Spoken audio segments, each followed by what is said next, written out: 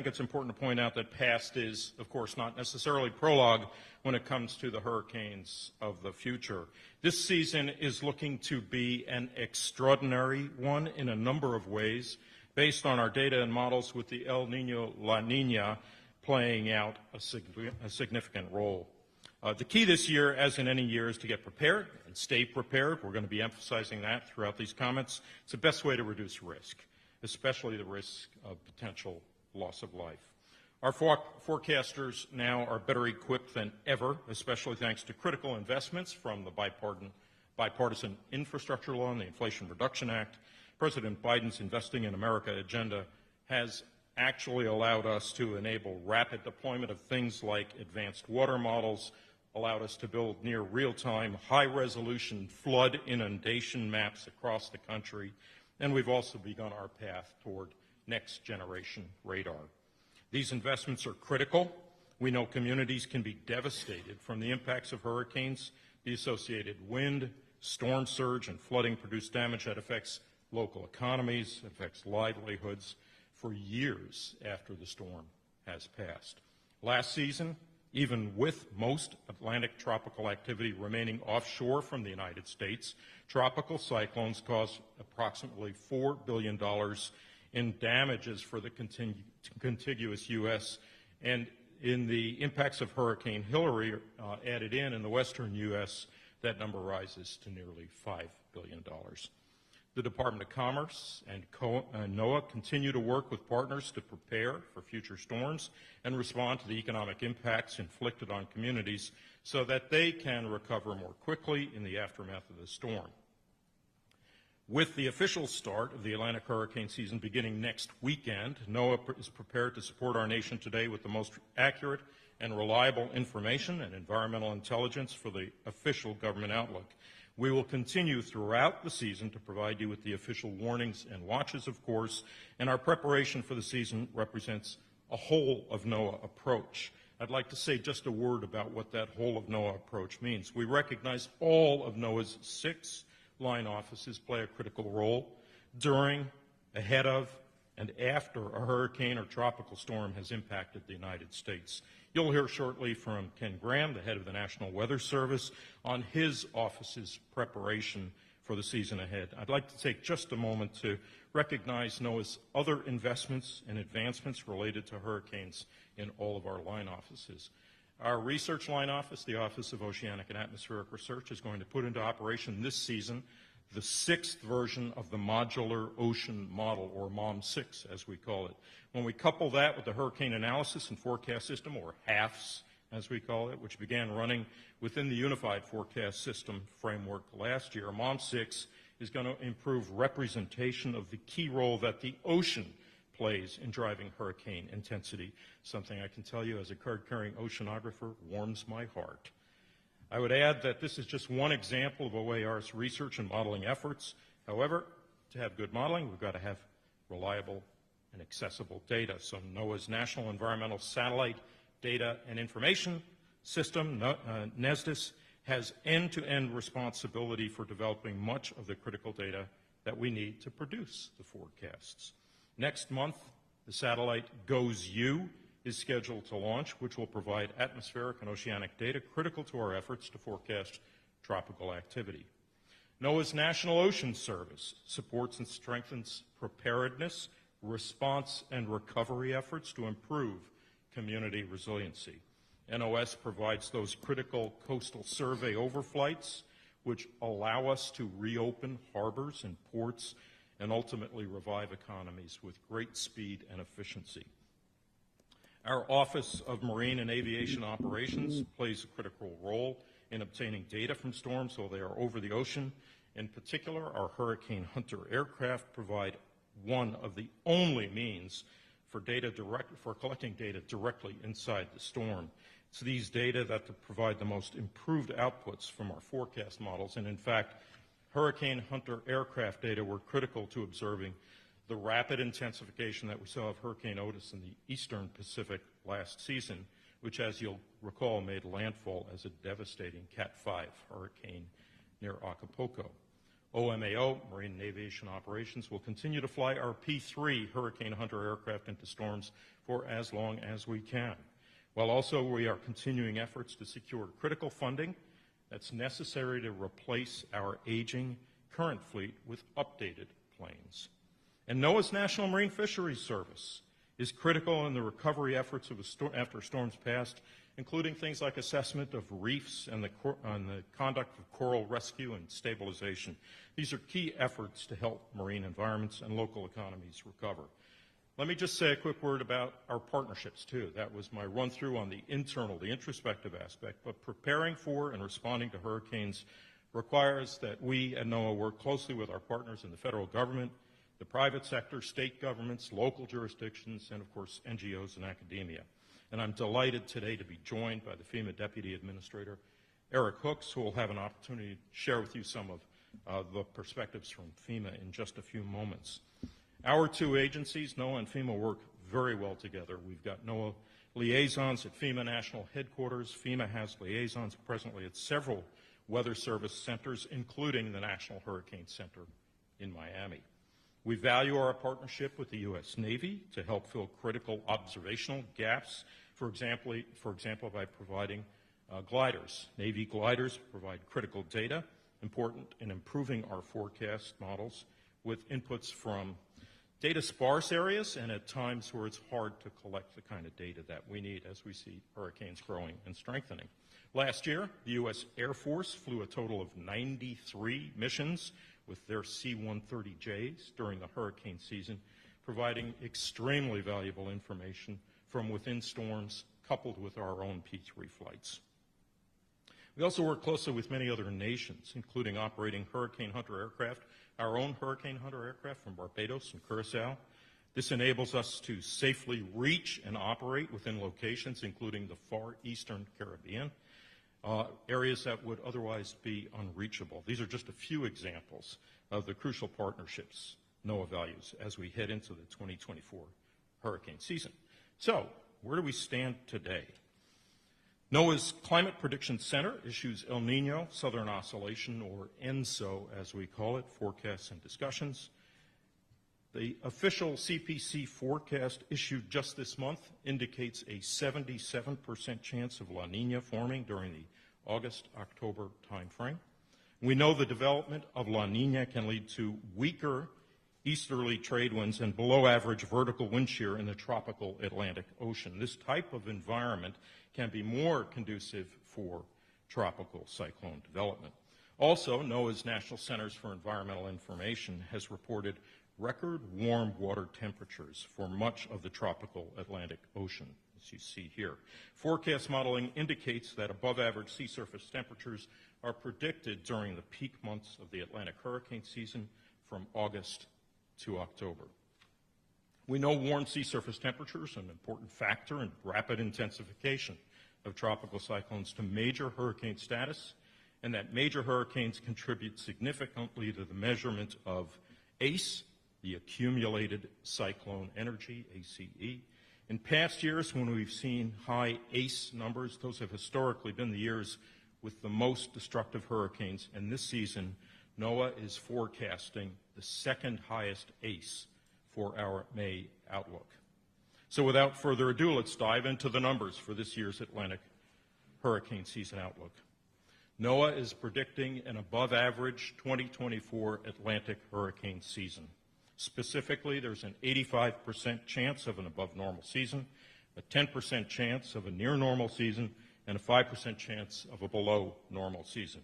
For the range of storms expected, NOAA calls for the following: 17 to 25 named storms with a top sustained wind of at least 39 miles per hour. Of these, 8 to 13 are forecast to become hurricanes with maximum sustained winds of at least 74 miles per hour, and 4 to 7 are forecast to become major hurricanes, that is Category 3 to 5, with maximum sustained winds of at least 111 miles per hour. Of note, the forecast for named storms, hurricanes, and major hurricanes is the highest NOAA has ever issued for the May outlook. In addition, ACE projections range from 150% to 245%, which, as I previously noticed, is the second highest ACE forecast to start a season, only behind 2010. With all of that said, I'd like to take a moment to remind you now is the time to prepare and stay prepared. Remember, it only takes one storm to devastate a community. And it's prudent to prepare now because once the storm is headed your way, it all happens so rapidly you won't have the time to plan and prepare at that point. Before I close, I'd also like to give a special thanks to the very skilled and dedicated forecasters at the National Hurricane Center in Miami, who work around the clock to deliver timely and accurate forecasts each and every hurricane season, as well as the hurricane hunters who fly hundreds of hours each hurricane season to support critical hurricane forecasting and research. I've done 6 penetrations of a hurricane in a P3, and I can tell you my heart goes out to that team of brave aviators and the numerous members, of course, of the emergency management community who are so critical to protecting lives and property. The experts at the Climate Prediction Center who develop seasonal outlooks, including the hurricane season outlook, who use a number of tools to help decision makers, emergency managers, and the public when preparing for the season ahead. And finally, the dedicated forecasters throughout the National Weather Service who work around the clock, 24/7, 365, in every single U.S. community to provide weather forecasts and warnings upon which every person in the nation depends. The dedication of these public servants quite literally saves lives, safeguards our communities and businesses. We need this entire team of top skilled experts to produce the NOAA Seasonal Outlook, which is the official outlook for the federal government. And now it's my pleasure to introduce the head of the National Weather Service, the director, Ken Graham. Ken, the floor is yours.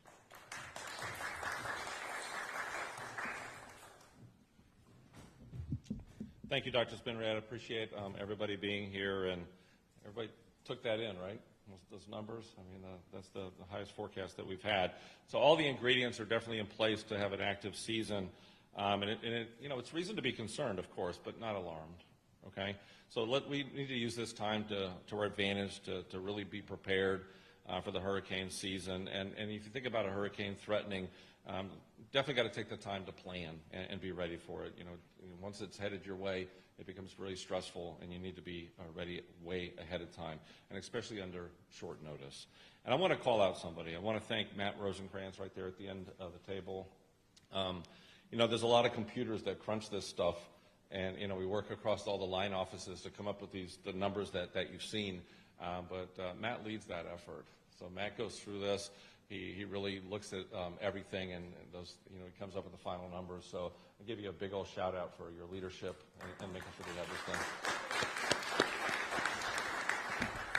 You don't always get to see the folks behind the scenes, but nothing runs without people like Matt. So thank you very much. All these fancy numbers and stuff. There's a human behind this stuff. So appreciate it. So you heard the seasonal forecast for 2024, and it's expected to be busy. And a couple reminders. You look at these numbers, and I've seen a lot of familiar faces. You've heard me thousands of times say some of these stats, but we need your help. We need you to help us communicate what the real impacts are. So we need the folks in the media, emergency management, across FEMA and the emergency managers to really remind people what the actual impacts are. And it's important to keep talking about these every season. So busy or not, it only takes one storm to make landfall or one to even get close to you to be a busy season, right? So there could be many storms like we're predicting, but it's that one that reaches you, and that could be a busy season. So we need everybody to be completely prepared. And I think it's important to remember it's about the impacts, not the category. And everyone's heard me say that a lot. The Saffir-Simpson scale measures the wind, right? But it's actually those other impacts. It's the water. Please help us communicate the dangers of water. This is a very critical thing. I've 30 years been saying this, and we're making headway on this, but we need you to every single year remind people. And we looked at 2013 to 2023 to really reevaluate some of the numbers and where we see the most fatalities. 90% of fatalities result from water. And if anybody wants to make the bumper sticker, I'll start putting them on cars across this country. 90% of fatalities occur from the water, okay? Most of those are fresh water from heavy rainfall, 57%. And if you take the fresh water, you take half of those are in automobiles. It's preventable. Okay, so turn around, don't drown. We need to keep spreading the word about those and how people lose their lives in these storms. 41 storm surge fatalities took place in Hurricane Ian, and that's a reminder of the great loss of life that we can get from these big storms and storm surge. Historically, and you remember for a long time we talked about storm surge causing the most fatalities. We've talked about that. We worked really hard to really get the word out on storm surge. In fact, we actually have a special warning out for storm surge, separating the storm surge warning from the actual wind warning. And we've actually reduced fatalities from storm surge because we were allowing officials to evacuate vulnerable areas earlier. The threat's still there, but we're actually making a dent in this. We have a lot more work to do. Since 2013, we've seen more fatalities from surf and rip currents than we have from wind and storm surge. Okay, so let's keep spreading the word about the rip currents. Don't be out there in the water when these systems, don't surf taking advantage of the big waves. Let's not do that because we're losing people every year. So help us spread the word on that as well. So remember, you always got to run from the water, hide from the wind. Impacts aren't just coastal, they occur well inland. So those in the media well inland, please spread the word that these tropical systems is not just a coastal thing. You get a lot of impacts inland. And look at the stats. You look back at certain hurricanes. I was thinking about it yesterday. We've had more direct fatalities during Hurricane Camille in Virginia than we did where the landfall was in Mississippi. That was a Category 5. It was that inland rain. So we look at even more modern, more direct fatalities during Hurricane Ida in New York City than we had in Louisiana, where the direct impact was there. However, we had more indirect fatalities in Louisiana following the storm, right? The dangers aren't over once the hurricane passes, and that's something we need a lot more communication on as well. Look at Hurricane Florence, North Carolina, South Carolina. I know, Eric, you're familiar with that storm very close when you were in North Carolina. 100 miles inland, we had river flooding and heavy rainfall flooding where we lost lives hundreds of miles inland. Okay? So hurricanes impact far beyond the coast. Be aware and prepared no matter where you live. The threat isn't over after the storm. I can't stress this enough.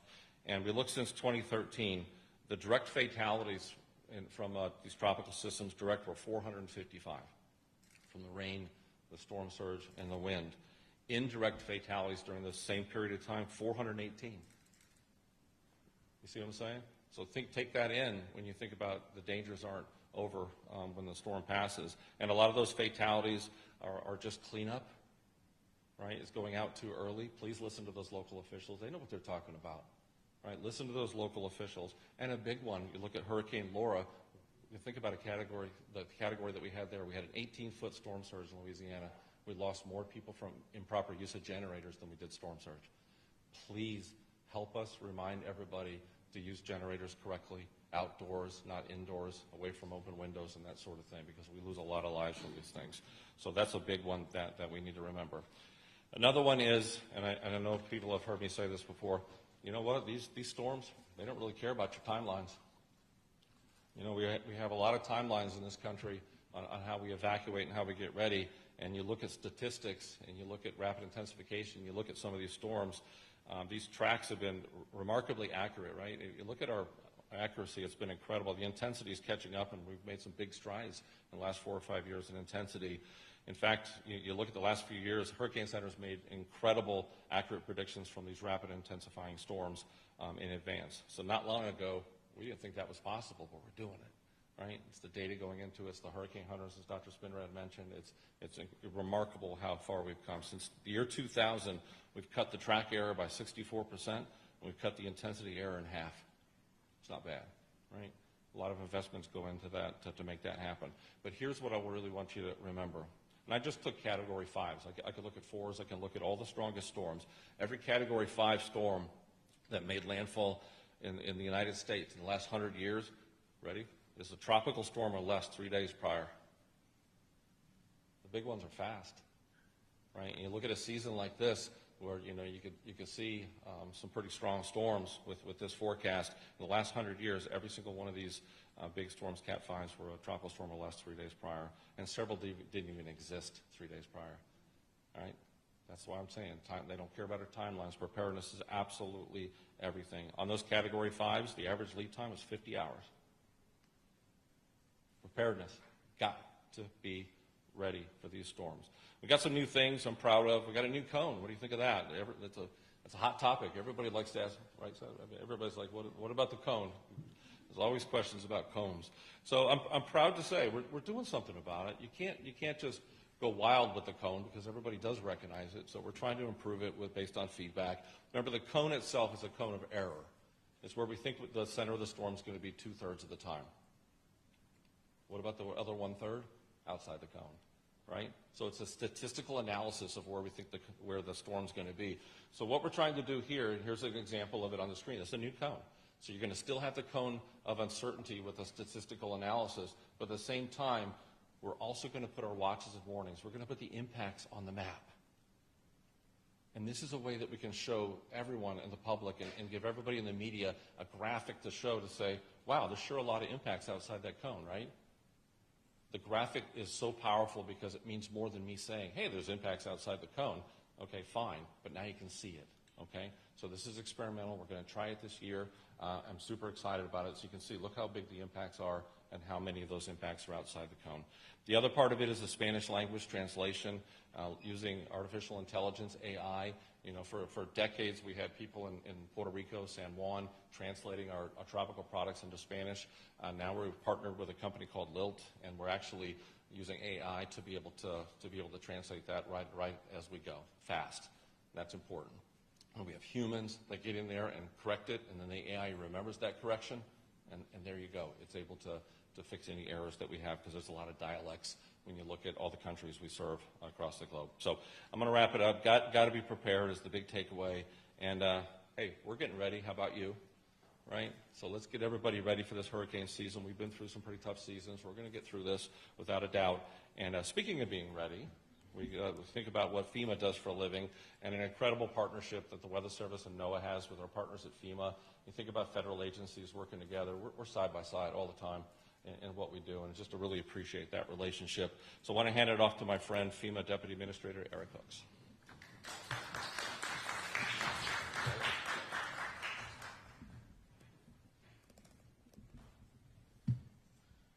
Thank you, Ken. Thank you for our long-standing friendship and partnership. Good morning, and thank you, Dr. Spinrad, for hosting us here for this important event. The relationships run deep, and they're very important to the American people. Again, I'm Eric Hooks. I'm the FEMA Deputy Administrator. Administrator Criswell is on the ground in Iowa today, surveying the damage from the storms that took place a few nights ago. Our thoughts and prayers are with those who lost loved ones, and we keep those communities in the Midwest in our thoughts as they begin their recovery. Concerning today's topics, as severe weather events, including hurricanes, continue to increase in frequency and duration, the collaboration between FEMA, NOAA, and the National Weather Service is more important than ever. I also want to acknowledge the journalists and the media who are gathered here today for this critical work as you continue to amplify the life-saving, life-sustaining messaging that's needed across this nation, especially when we head into this year's hurricane season. Also, especially because with intensifying storms, we may have less time to warn communities. Time is of great value, and we need your help to leverage every minute to keep people safe.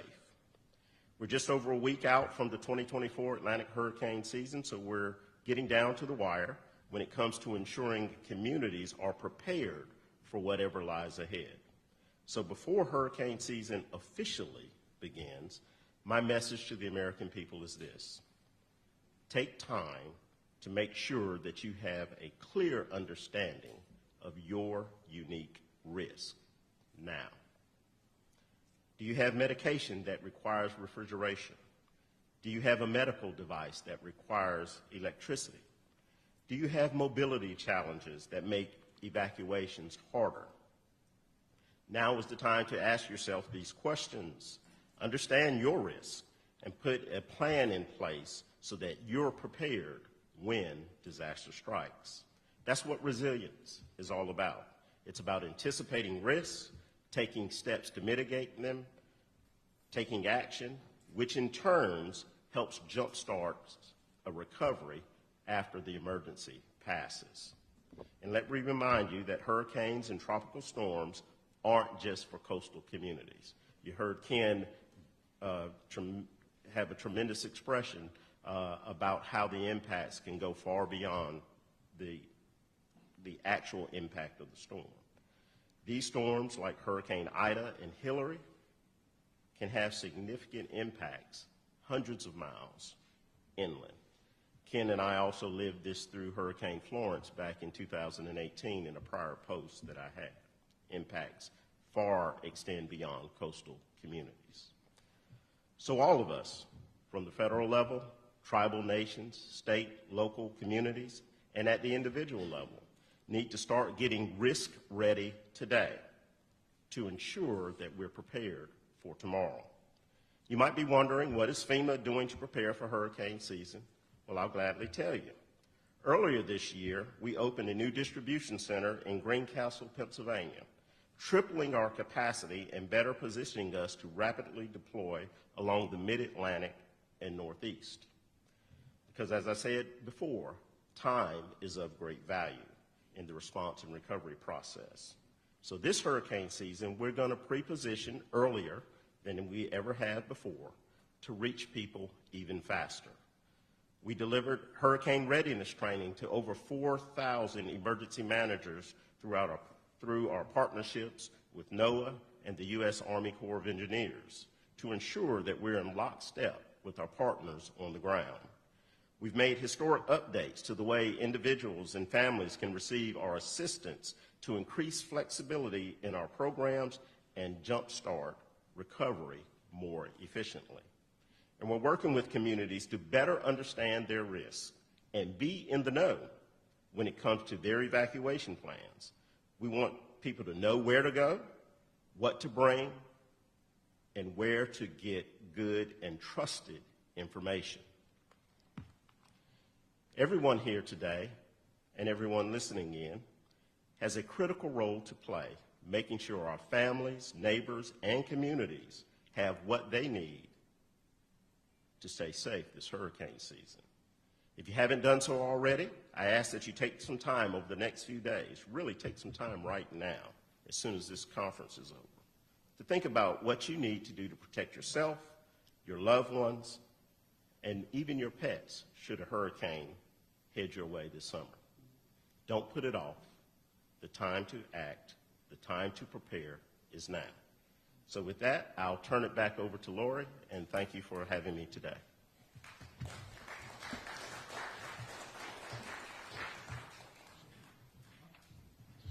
Thank you, Deputy Administrator Hooks. Before we move on to the Q&A portion, I want to again thank and acknowledge Matt Rosenkrantz, our lead hurricane seasonal outlook forecaster with NOAA's Climate Prediction Center, and note again that Matt is available to answer questions about the science behind the hurricane outlook. We'll begin with questions from reporters in the room. Please raise your hand and a member of our team will bring a microphone to you. For those of you joining us by webinar, you may ask a question by using the Q&A feature within the platform, and my colleague Erica Groche will announce the questions as they come in. If possible, please let us know who your question is directed to, and we'll do our best to answer all questions in time available. In the grand tradition, since we are at the National Press Club, I will go to our wire reporter first. Dare I say the male Helen Thomas? I'm not quite sure. Seth Borenstein. Seth Borenstein, Associated Press. This would be for Ken and Rick. In the hot Atlantic, which is one of the two major factors you mentioned, how concerned are you that it is so record-breaking month after month after month ad nauseum? It's more than what many scientists say is climate change. What are the factors going in here?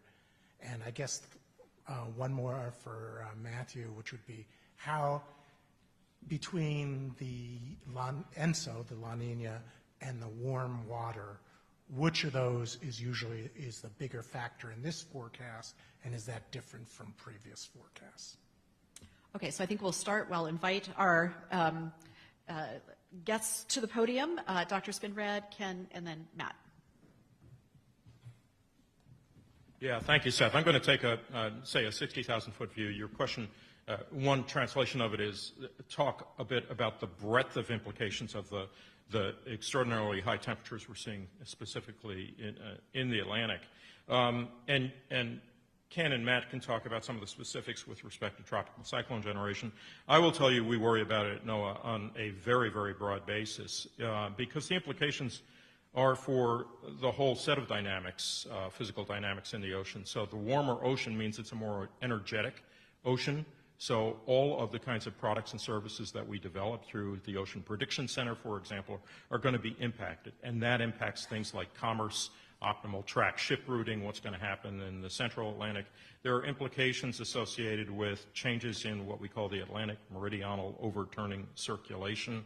That has broad weather and climate implications for Europe, for Canada, for a number of areas. I'd also point out that the warm temperatures are something of specific focus and concern for the National Marine Fisheries Service because these have implications for not just things like coral bleaching, but also changes in distribution of critical species, including those of high commercial value. So are we going to start seeing species moving around? We're also already suspecting some of these temperature changes are having an impact on migration patterns for large whales in the Atlantic. So as the NOAA guy, I will tell you this goes well beyond the weather implications, but coming back to the central focus of this discussion, I'd be glad for Ken and Matt to add to that.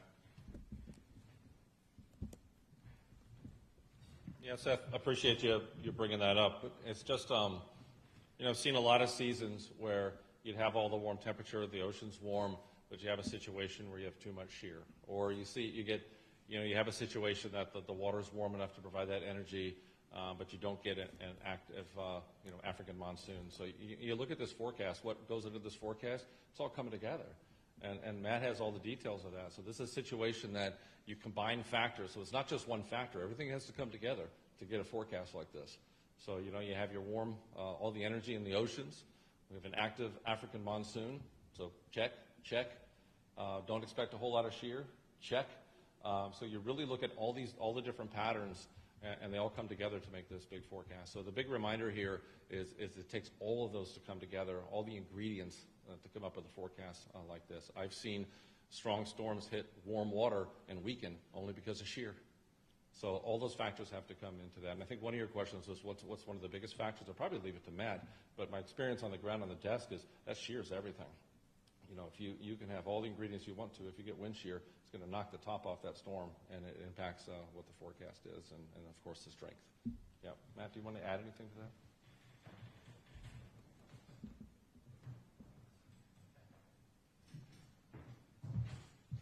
Yeah, so you asked about the relative importance. The warm sea surface temperatures in the Atlantic really did contribute to the higher ends of this outlook, where the La Nina reducing that wind shear in bulk really lets those temperatures, the warm sea surface temperatures and the West African monsoon influences really kind of shine through. And it's really mostly a lot of those wind shear changes happen in the western part of the basin, the Gulf of Mexico and the Caribbean. That's where those most notable wind shear reductions that allow those storms that Ken just talked about to kind of really stay together. So those are the kind of major factors in the season. We've retrained some of the regressions this year, and when I do that, the sea surface temperatures in the Atlantic and the El Nino or La Nina conditions, they actually have about the same amount of weighting in those regressions. So any given year, they're about the same. And they explain about 35 to 40% of the variance, each one of them.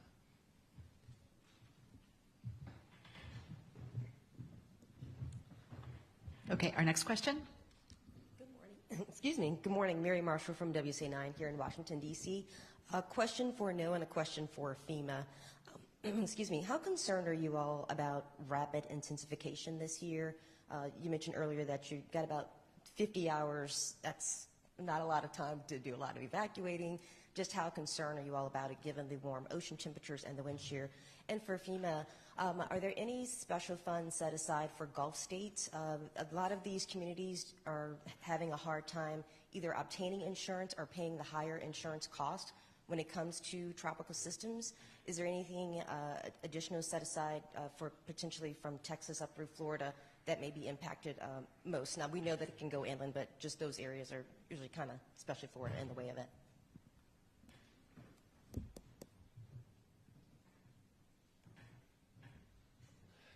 So my answer about, how concerned about the rapid intensification, it's an interesting answer, honestly, because I worry about that every season. Now, you go back to 1992 when you had a strong El Nino year. We didn't have any storms, but we had Andrew, Category 5, where it was rapidly intensifying. So, the stat that I had about in the last 100 years, all the strongest storms, the Cat 5s, have all been rapid intensifiers. So that's a powerful statement. So every single season, I absolutely worry about those, but mainly from a FEMA perspective and emergency management perspective. You work timelines. So you practice, you exercise these timelines. At this point, we're going to do this. We're going to open shelters. At this point, we're going to look at evacuations. So you work that timeline. And it's comfortable when you work the exercise at 72 hours, 120 hours. That's real comfortable. But the reality is the big ones may only be 50 hours. So absolutely concerned. And that's why we have to really let folks know you got to be ready.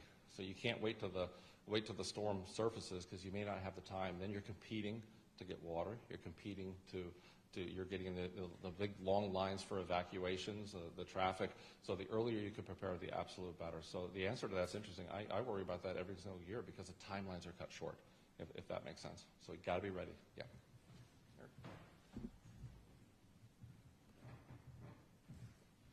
Thank you for the question. Certainly echo Ken's sentiments. We firmly believe that all disasters begin and end locally. So we are well partnered with our state, local, tribal partners in local communities, particularly in the Gulf Coast. They are very experienced. We are very well partnered with our state emergency managers and other state and local leaders in that area to prepare before a storm comes. So FEMA's ultimate mission is to prepare and be ready before, during, and after disasters, not just at the time of response. We do want to have speed to need, but there's a lot of preparation work, and there's been a heavy focus within the last few years, thankful for congressional appropriations for mitigation dollars that have flowed to those Gulf communities as well. For the entire response season and throughout the year, we rely on the Disaster Relief Fund, and so those appropriations for response would be available to those Gulf states. And again, we're well partnered with them. We have 10 regional administrators all across the country, and a very experienced regional administrators down in those areas as well to assist those state and local governments and tribal governments.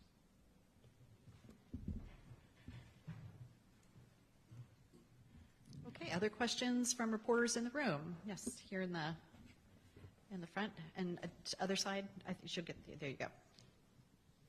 Good morning. Thanks for holding this briefing. I just wanted to make sure I understand. Are you saying that you have never issued a forecast this alarming in the past? And I also had a second question, and that has to do with more specifically, you mentioned how infrastructure could be affected, shipping and that sort of thing. Do you have any thoughts on how this could affect infrastructure along the coastlines, such as LNG, export terminals, and other infrastructure? And this may be two questions for two different people. Thank you. Ken, why don't you start, and I think Dr. Spinrad might have something to add, and then Deputy Administrator Hooks as well. So yeah, you heard it right, but I just urge, let's watch how the terminology we use this season, because that forecast is the greatest number of storms that we've forecast, right? So when we've got to, we have a responsibility, all of us, just let's keep everybody calm out there, because we've been through a lot across the country, a lot of storms. We're dealing with Iowa, the FEMA administrator is now. We've had literally, you look at our severe weather warnings, we're well into the 4,000s, if not 5,000 warnings this season. So I think, yes, it's the highest number, but at the same time, let's bend it really quickly as a community to say it's about being ready, right? Because social media is going to take this, and there's going to be a lot of terminology like alarming and some different things like this. So I think that a big responsibility we have to say this is the greatest number, so now's the time to be prepared. See that linkage? So I'm going to try to use that terminology as much as possible. I know the Hurricane Center is going to be doing the exact same thing, but yeah, greatest number that we forecast. Yep. Let me say a couple of words on the infrastructure question, then ask Deputy Administrator Hooks to join us as well. So Yeah, the impact on ports and harbors and coastal communities, for that matter, is something we look at very carefully. So parts of the products, and this is the advantage of the new cone depiction that Ken alluded to, is being able to understand what storm surge, what wind and waves look like, and what they're going to do to these facilities. But I also want to point out, as we saw manifestly in the tragedy associated with the Key Bridge in Baltimore just last month, that we have a post-disaster responsibility as well, and that is to make sure that navigation can continue safely. And in the case of the Key Bridge, because we had navigation response teams that could go and survey the area, we were all able to open a navigation channel within days after that bridge collapse. So similarly, when we see this kind of impact on coastal communities, especially our major ports in the coasts, we want to make sure we're able to deploy and do the kind of survey work with our colleagues in emergency management to ensure commerce can continue apace. Eric, would you like to come? Thank you, sir. Thank you, ma'am, for the question. FEMA works extremely well and in very close contact with CISA, as well as the Coast Guard, who have captains of the port, too, as well, to monitor critical infrastructure. And you may have heard us use the term in previous times about the whole of community. It